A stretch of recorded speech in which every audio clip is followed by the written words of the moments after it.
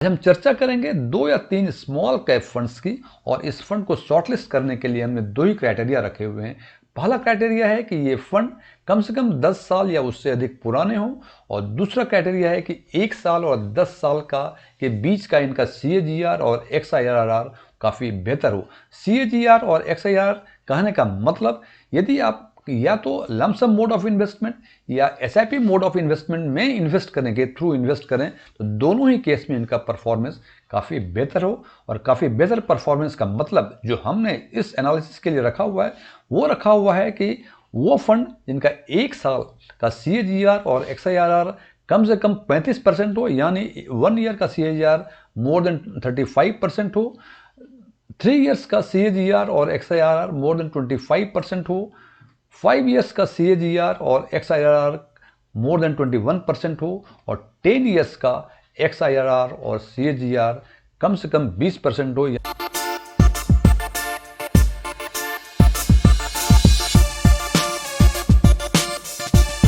पर आगे चर्चा करने के पहले हम बताना चाहेंगे कि 1 साल से अधिक पुराना फंड स्मॉल कैप सेगमेंट में कुल 37 हैं, और उस 37 फंड में से 9 फंड ऐसे हैं जिनका ट्रेलिंग रिटर्न 35% या उससे अधिक है।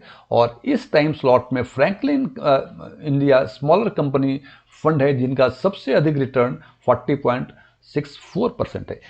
3 साल पुराने कुल फंड स्मॉल कैप सेगमेंट में 23 हैं, और उस 23 में से पूरे 23 के 23 फंड में से जो CAGR दिया है वो इट इज़ 25% और मोर देन 25%। और इस टाइम स्लॉट में सबसे बेहतरीन performance quant small cap company ने दिया है जिनका CAGR 47% है।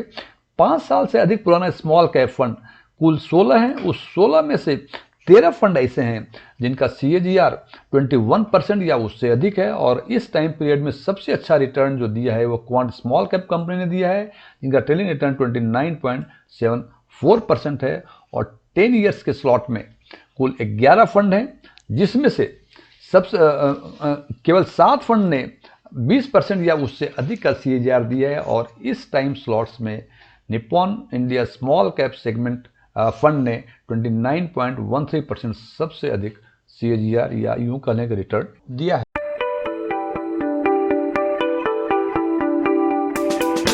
अब यदि हम XIRR यानी उनका परफॉर्मेंस देखें जिन्होंने SIP मोड ऑफ इन्वेस्टमेंट को ऑप्ट किया हुआ है, और उस केस में भी हम देखते हैं कि 27 फंड में से एक साल में 27 फंड थे, 27 में से 16 फंड ऐसे थे जिनका XIRR 35% या उससे अधिक आया है। और इस टाइम पीरियड में सबसे बेहतरीन परफॉर्मेंस बंधन के इमर्जिंग बिजनेस फंड ने दिया है जिनका कि XIRR for 1 year it is 52.22% है। 3 इयर्स के टाइम स्लॉट्स में 13 फंड में से 13 स्मॉल कैप फंड में से 15 फंड ने परफॉर्मेंस दिया है 25% या उससे अधिक का। और इस सेगमेंट में सबसे बेहतरीन performance Nippon India smaller company ने दिया है जिनका performance XIRR for 3 years it is 32.56% है। और 5 साल में 16 में से 16 फंड ऐसे हैं जिनका XIRR 21% या उससे अधिक है। और इन टाइम स्लॉट्स में टाटा म्यूचुअल फंड और HSBC स्मॉल कैप फंड ने सबसे अधिक परफॉर्मेंस, सबसे बेहतरीन परफॉर्मेंस 31.94% का दिया है। और 10 इयर्स के टाइम स्लॉट में 11 फंड में से 11 स्मॉल कैप फंड में से 8 फंड ने 20% या उससे अधिक का XIRR दिया है। और Nippon India small cap fund ने इसमें सबसे बेहतरीन परफॉर्मेंस, सबसे अच्छा परफॉर्मेंस 25.31% का XIRR दिया है।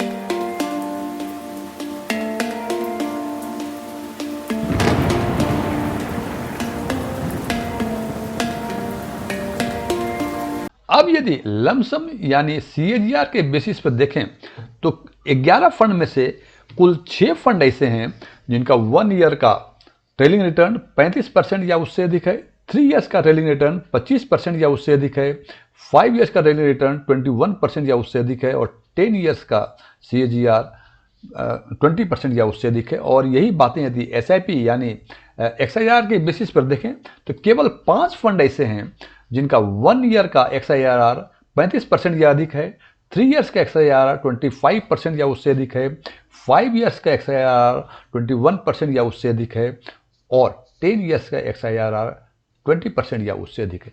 अभी तो हमने देखा कि लमसम में 11 में से 6 फंड हैं जो हमारी क्राइटेरिया को पूरा करते हैं, और एसआईपी यानी एक्सआईआर के बेसिस पे केवल 5 फंड हैं जो हमारे क्राइटेरिया को पूरा करते हैं। अब हमें देखना है उन फंड्स को जो कि लमसम और एसआईपी बोर्ड ऑफ इन्वेस्टमेंट यानी सीएजीआर और एक्सआईआर के परफॉर्मेंस के बेसिस पे हमारा क्राइटेरिया जो है 35%, 25%, 21% और 20% को पूरा करे। तो ऐसे केवल 2 ही फंड हैं, और उन 2 फंड में से पहला फंड है, पहला का मतलब रैंक वाइज पहला नहीं है, एक फंड है निप्पॉन इंडिया, दूसरा है फ्रैंकलिन इंडिया।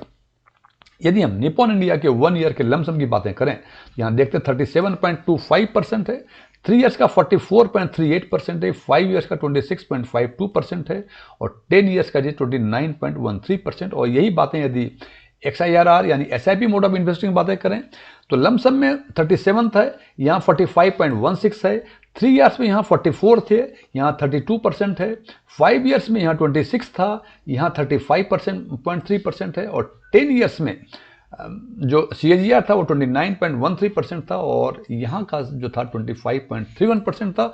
और दूसरा फंड है फ्रैंकलिन इंडिया। यहाँ देखते हैं कि 1 ईयर, 3 ईयर्स, 5 ईयर्स और 10 ईयर्स में का सीएजीआर जो है 40.64%, 30.877 और 5 ईयर्स का 21.33 और 10 ईयर्स का 23.40। और यदि यही बातें हम एक्सआईआरआर और या एसआईपी मोड ऑफ इन्वेस्टमेंट की बातें करें तो 1 ईयर का एक्सआईआर 48.56, 3 ईयर्स का 30.57, 5 ईयर्स का 30.23 और 10 ईयर्स का 20.07% है। फ्रेंड्स, हमने क्राइटेरिया रखा हुआ है 35, 25, 21, 20। हमने उस बेसिस पे इस 2 फंड को शॉर्टलिस्ट किया। इसका मतलब ये नहीं केवल यही 2 ही फंड हैं जो काफ़ी बेहतरीन हैं, एक आध फंड और भी हैं जो किसी एक क्राइटेरिया को पूरा नहीं कर सके, इसलिए वो इस लिस्ट में नहीं आ सके, और उनमें से वो फंड है क्वांट का स्मॉल कैप फंड। यहाँ हमने देखा कि लमसम के केस में इन्होंने 35.98% का परफॉर्मेंस दिया है, 3 ईयर्स में 47.09 का दिया है, 5 ईयर्स में 29.74% का दिया है, लेकिन 10 ईयर्स में इन्होंने 18.40% का दिया है, जबकि हमने 10 ईयर्स का सीएजीआर और एक्सआईआरआर दोनों ही 20% या उससे अधिक रखा था। इसीलिए ये क्वांट स्मॉल कैप फंड हमारे पहले लिस्ट में नहीं आ सका, लेकिन दूसरे लिस्ट में रखा। इट इज ओनली बिकॉज इनका यदि ये 10 साल का क्राइटेरिया यदि छोड़ दें सीएजीआर का तो ये भी काफ़ी बेहतर फंड लाएंगे। यही बातें आप देखें, कंपेयर करें एसआईपी मोड ऑफ इन्वेस्टमेंट या एक्सआईआरआर की, यहाँ भी देखता है कि मैं 37.92% है, 3 ईयर्स में 31.85% है, 5 ईयर्स में 41.71% है, और 10 ईयर्स में 24.02%। लेकिन मैं फिर रिपीट कर रहा हूँ कि हमने जो पहला लिस्ट जो दिया है 2 फंड्स का, उसमें हमने 35, 25, 21 और 20 का क्राइटेरिया को फॉलो किया है, और दूसरा लिस्ट जो है उसमें केवल 10 ईयर्स का सीएजीआर जो था ये 20 से नीचे 18.40 का है, इसलिए ये इस लिस्ट में ना आ सके। लेकिन मैं जैसे बार बार कहता हूं कि फंड को शॉर्टलिस्ट करना और उसको रैंक करना ये डिपेंड करता है इंडिविजुअल इन्वेस्टर्स के परसेप्शन पे, और ये परसेप्शन डिपेंड करता है so many factors. For example your financial credentials, your investment temperament, your age and financial position, और बहुत सारे फैक्टर्स हैं जो ये डिसाइड करते हैं कि हमारा पहला रैंक में कौन आएगा, दूसरा रैंक में कौन आएगा। लेकिन जो भी चीज़ें हों, लेकिन ये 2 या 3 फंड्स जो भी हैं, ये लमसम और एसआईपी मोड, किसी भी मोड में आप इन्वेस्ट करें और हिस्टोरिकल परफॉर्मेंस को यदि बेस माने, ये माने कि आगे रिपीट करेगा, ये तीनों ही फंड काफ़ी बेहतरीन फंड हैं।